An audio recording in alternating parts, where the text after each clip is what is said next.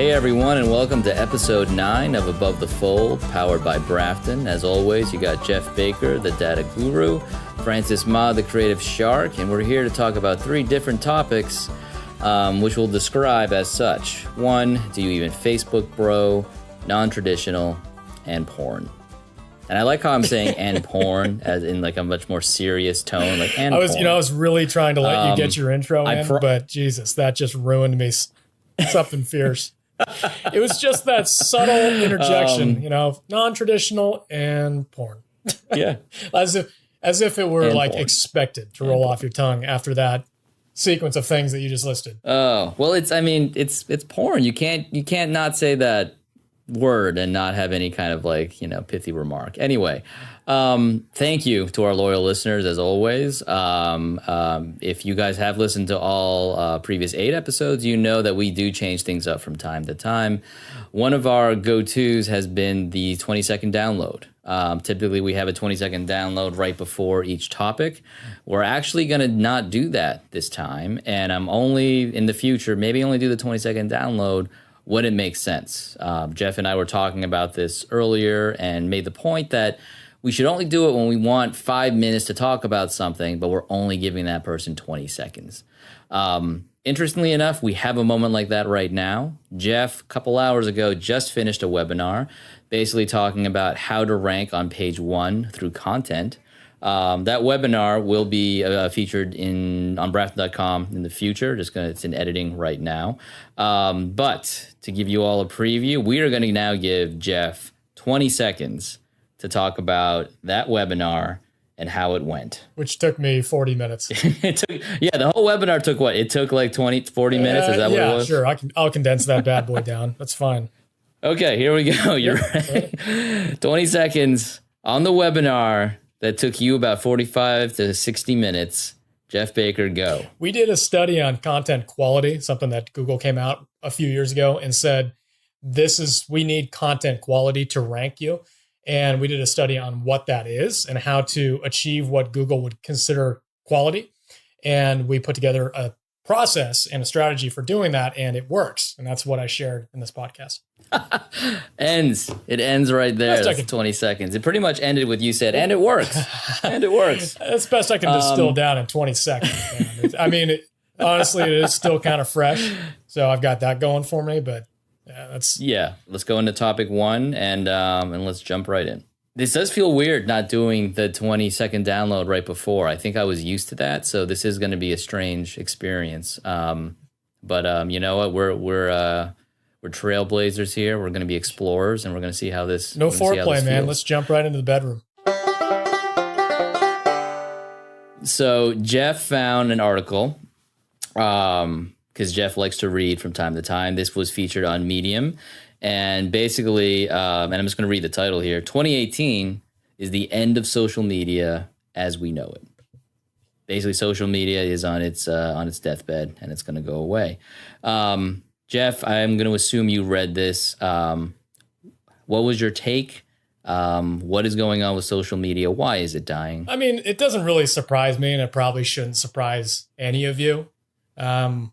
A report came out back in February that for the first time, Facebook lost users. And everyone flipped out and said, oh my God, what's going on? But think about it. It makes sense. Look at the products that are available on the market now. You've got Snapchat, WeChat, what other ones? Instagram obviously owned, Twitter, WhatsApp. True, yeah. You've got so many different means of communications with lots of different people, and you can share every type of media possible with them. So the barrier to entry for Facebook, like if you were to compare them to the biggest market cap companies out there, Amazon, Google, Apple, the barrier to entry to get into Facebook is so much lower. There's just so many other apps out there that can do the same exact thing. And I think people are realizing that. And to compound that, younger generations aren't using Facebook anymore. Like, it's not cool. Francis, this was like our generation. This was the cool thing to do after MySpace, right? Yeah, and you know what? Let's pour one out for MySpace. Oh yeah, one for Tom, bit, man. I'm pouring out on the ground. One for Tom. He gave us this world. Tom, you beautiful man, and your weird, creepy smile on that faded picture. I can still see it in my mind. You brought us social media, and I guess even Friendster before you. But thanks, and thanks a lot. Hey man, credit where credit's due. He's wearing that creepy smile on a beach in a bungalow somewhere tropical at this point. He's fine. I can't wait for someone to be like, MySpace, what's that thing? You know what? MySpace is still around. I actually logged into my account a couple months ago for fun, and wildly different, mainly on music promotion. Hardly Dude, usable, what was your autoplay song? Be honest. I didn't have one. I don't even think I put one on. If I had the password now, I would log in immediately. But I honestly don't think I ever had an autoplay song on there. That's a lie. Okay. Going back to the point of the younger generation, you're right. They're leaving. You know, they are not even on Facebook at all. And I think that kind of signs it for Facebook. Basically, there's a point where Facebook will end. If nothing changes, if they don't pivot, you know, they will not have any more users. There's no more new users. The users they currently have will either leave or not engage anymore. I'll be honest, I'm one of them. I have a Facebook account. I, at this point, really only use it to post pictures of the kids or some sort of family thing. I'm rarely on there. Like, awesome. Yeah. Oh, yeah. Oh, great. Another I know. Kid I get it. I'm part of the problem. Understood. But my kids are cute. Yeah, damn it. Every I'm parent's kids are cute. I know, friends. But that's the point. Like, there's an area where like it's just not going to be. No one's really going to be using Facebook anymore. Funny enough, I actually see Facebook being used more for like groups. I know that for us, where we live, there's a couple local groups. There's one called Buy Nothing where people essentially just say, hey, I have this thing in my basement. I don't want it anymore. It's still new. Does anybody want it? And someone will raise their hand. They put it out on their porch and someone picks it up. There's a babysitting group that my wife and I are a part of, for obvious reasons, just to kind of find new babysitters when we need. And even at our school, the local school that my daughters go to has a Facebook page. And that seems to be the more the place where a lot of parents interact with each other. So maybe that's part of the future. I can see why you're on there. Yeah. I can see why you're still hanging around, but I would have to say it's probably just due to lack of better option. I mean, this is not sophisticated tech we're talking about here. The second something comes along that's an easier way to keep in touch with your groups, your PTA, and I don't know, whatever things you do outside of work, I'm sure are very cool. Whenever something like that comes up, it's easier to use on Facebook, you're going to jump, right? You're gone. Let's talk about what would be easier. What is the future, man? Is it like the holodeck from Star Trek? Am I going to go into some place and I'll be like, oh, I'm at the PTA meeting. Oh no, I'm drinking a beer with Jeff, but it's fake Jeff and not real Jeff. And he, is still annoying, but whatever. It's as close to Jeff as I will get right now. What is that going to be? What makes Facebook easier that people will then suddenly embrace again? I honestly don't know, because if you use, I keep forgetting the name of that app, WhatsApp, you can build your groups. You can custom build these groups. You can name them. You can have permanent members. You can put an icon on it even, and you can have all the same conversations that you're having on Facebook with everybody. And you can share media, and you can do just about everything you need to do. So I think Facebook is just force of habit for people that haven't adopted new stuff. And yeah, I'll throw a metric at you. You mentioned kids aren't adopting. And our audience appreciates hard numbers. I know you can't wrap your head around them, so I'll throw it to our audience. It's 51% of U.S. individuals 13 to 17 say they use Facebook, which has dropped from 71% just in 2015. So 2015 to 2018, they lost 71 to 51%. And it's kind of like, it's kind of like the cigarette companies. They're not going to survive unless they replenish their ranks. They need young people to fill in for the people that are dropping off down the road. So yeah, it seems like an inevitability at this point. And not to mention, they're getting hung up on all these scandals in terms of data privacy and everything. Privacy and data. Yeah, that can't be helpful. And I was actually going to bring that up, 2015 to now. I mean, you can correlate that with the news and make a graph and kind of show that as those topics started, increasing, I have to imagine it precipitated the exit of a lot of users, or not, like people who didn't even bother with Facebook and said, well, I'm not going there. It probably helped, or, affected them and negatively because of those issues. I don't know what would make Facebook either. You have a good point about it's WhatsApp, right? I mean, this is my ignorance coming out, but isn't that the one that can only really be used in China, or is that something else? I know there's one that you can literally do everything. You can pay, you can check your schedule, you can check your email. My dad was in China. He was explaining this to me, that everyone just uses this one app for literally everything. No, is it that, or am I thinking about something else? I know they sell the Huawei phones over there. WeChat. I think I'm talking about WeChat. Might be it. That's what I'm thinking. I think I'm talking about WeChat. That might be the future. Funny enough, coming out of China, that might be the thing, because then it turns into your everything. It's your Venmo, it's your Messenger, it's your text message, it's your instant message, it's the way you pay bills. You hail a cab or a car or a horse, whatever it may be. I feel like that might be it. So that way your phone doesn't have a bunch of apps for that. It has that one. And it's already been done in China, and apparently it's And again, huge. This is not sophisticated tech for these people.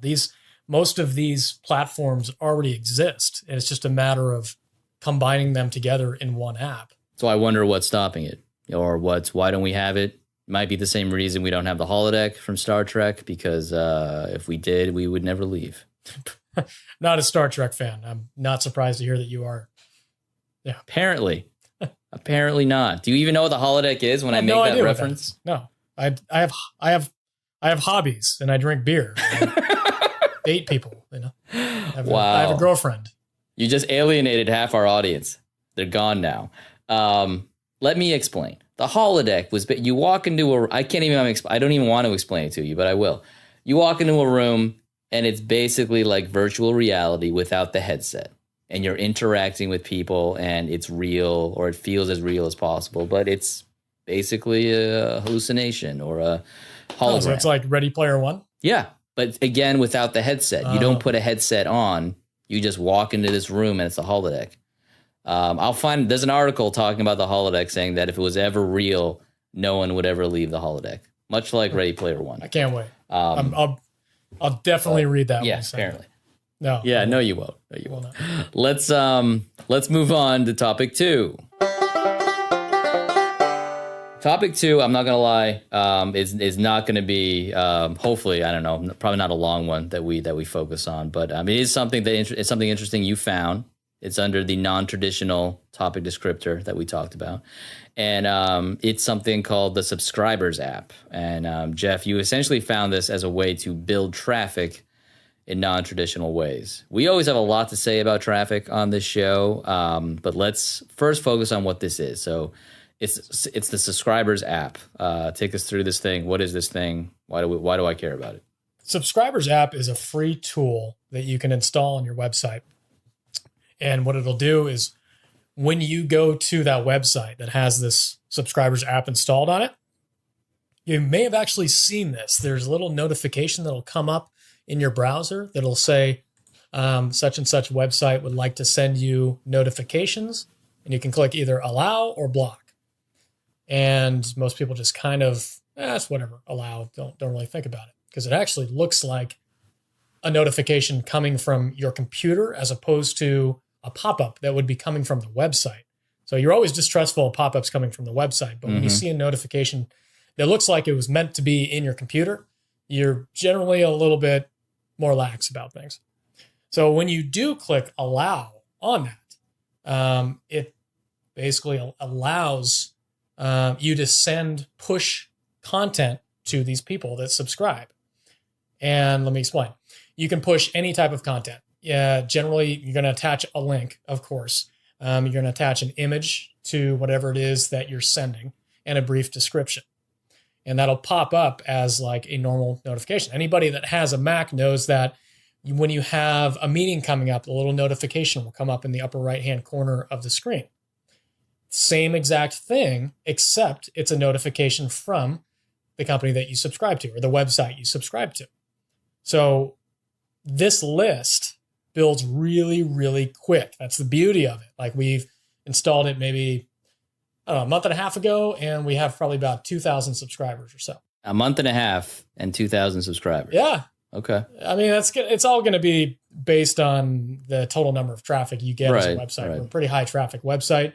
You got to temper your expectations if you're a smaller traffic website.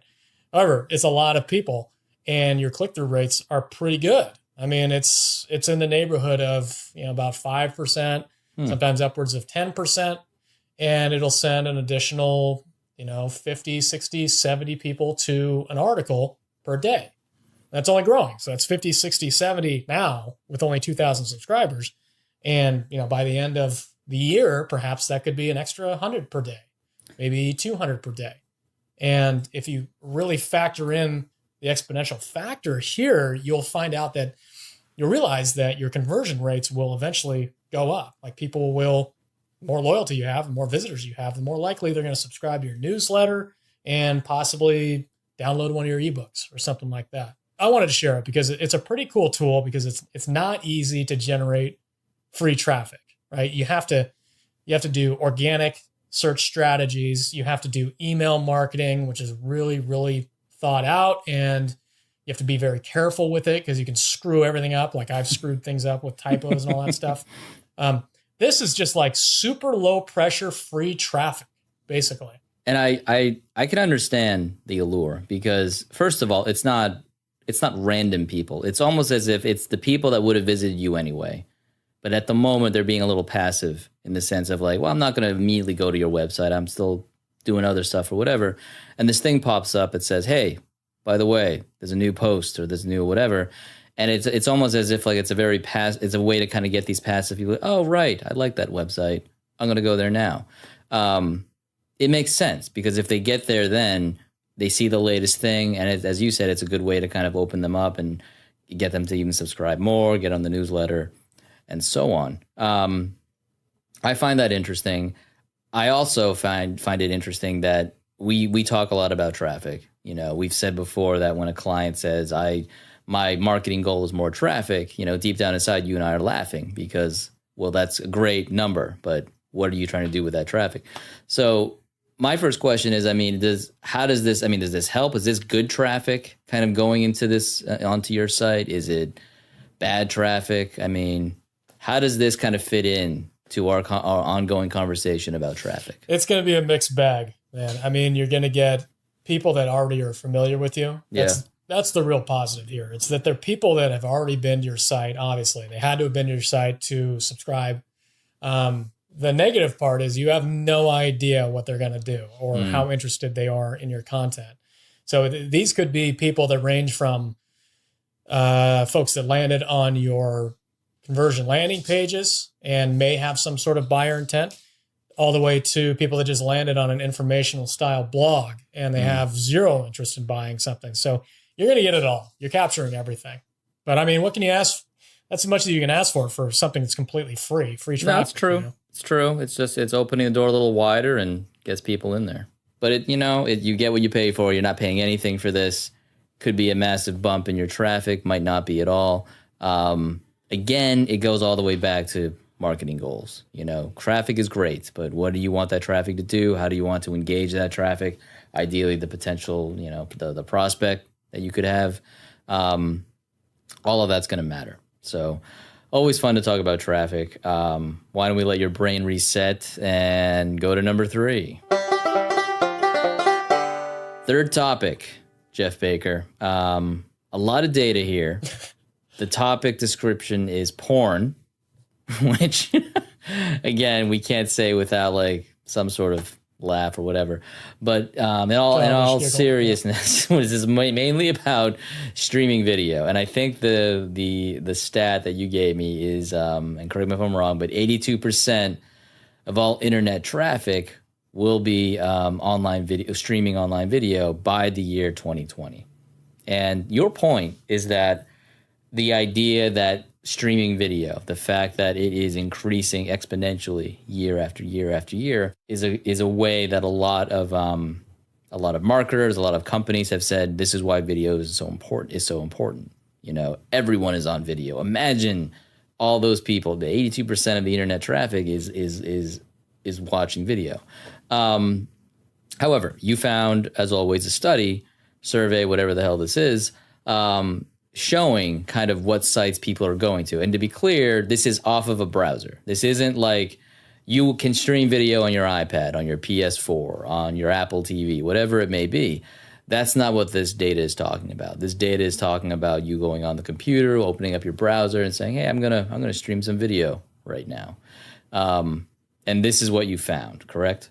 Yes. So to be clear, I have zero problems with this 82% statistic. Mm-hmm. It's been reported widely. We've been seeing it for years. By 2020, 82% of all traffics on the web is going to be streaming video. Okay, I believe that. That sounds about right. Like that completely checks all the rational boxes that I have in my head for that. The problem that I have is that the articles always report it in the context of marketing opportunities. Like they always show up in content marketing reports. Hey, guess what? So much is moving to video. And everybody, it's just really, really poor analysis is what it is. Because they're giving people the impression that people are just dying to watch explainer videos all day long. Like you need to create testimonials until midnight tonight and get them up on the site the next day because everybody wants to, 82% of people are going to be watching them. Okay. Now let me back up. Let's actually, you can't just take numbers at face value. All right. There's other stuff going on here. Let's take a look at and this is not a special report that you refer to. This is just, if you look up the top 50 websites, in terms of traffic, you'll find out how they rank in terms of overall traffic. And you'll see the average time spent on the site. Just these are rough estimates. If you look at the top 10, we've got 1, 2, 3.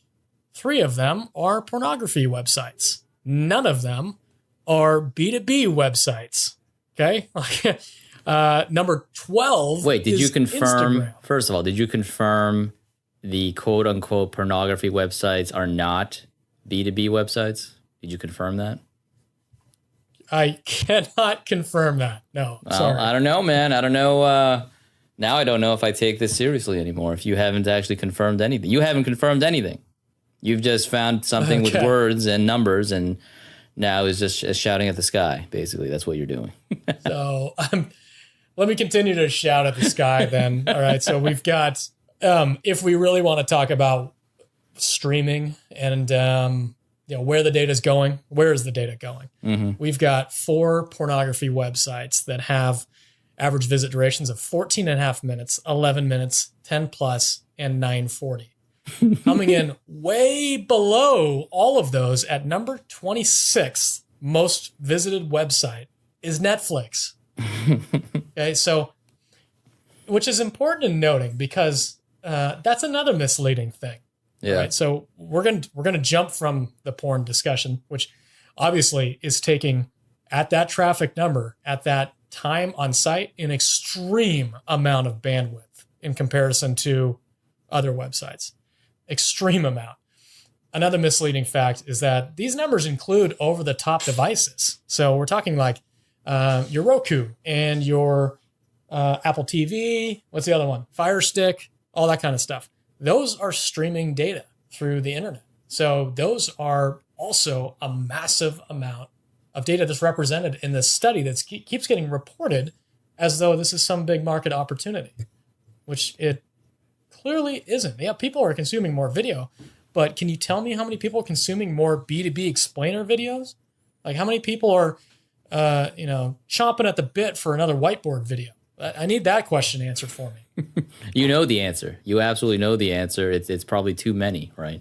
But you have a good point. Like there's a misleading factor here. Yes, people are watching more video. I mean, even just ahead of this recording. You and I were watching a trailer, about something we might talk about in the future. But but what does that mean? Does that actually mean it's a positive thing for marketers? Is this something that people who are being marketed to actually want to watch? Do I watch a lot of marketing videos on my spare time when I'm not researching for work or trying to stay up to speed on what's going on? No, But I will say, if I can kind of take the other argument, the fact that more people are watching videos, that are streaming videos online, does harken to the point that there is an opportunity to reach audiences now because they watch video, provided that video is creatively crafted, if it kind of even parodies some of those videos that people are watching on an ongoing basis, if it speaks to that audience in a language or a visual language that they understand. I recently pitched something, an idea to a client about using a way to kind of, it was a B2C client, a way to kind of get their message out there and use a trailer, make a funny trailer. Obviously they're not putting out a movie, anything like that, but to craft it as a trailer. Because I think my theory is that a lot of people, I know a lot of people do watch trailers online. It's a visual language they understand.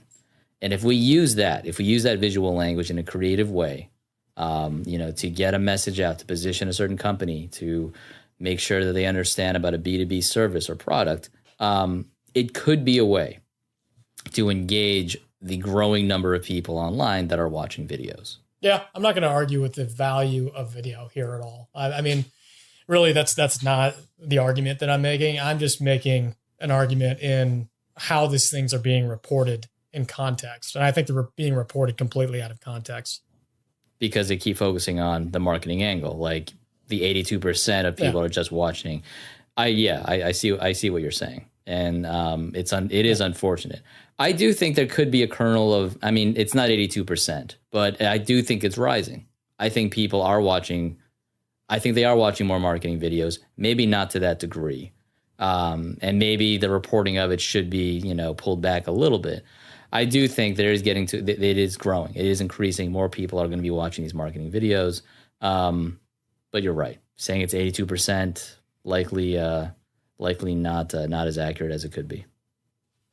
Yeah. All right. Do we want to sum it up with a bigger bang than that? I feel like this was a big, Does it need a bigger bang? Does it need a more crescendo? The crescendo was lackluster at best. You're right. We didn't have a bigger bang. It just kind of whimpered out. We started off strong.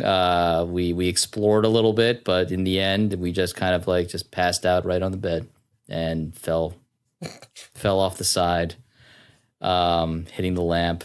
It's a long night in McAllen. This isn't about anything specific at all. No, not one bit. Yeah. I think that'll wrap it up for Above the Fold, episode 9.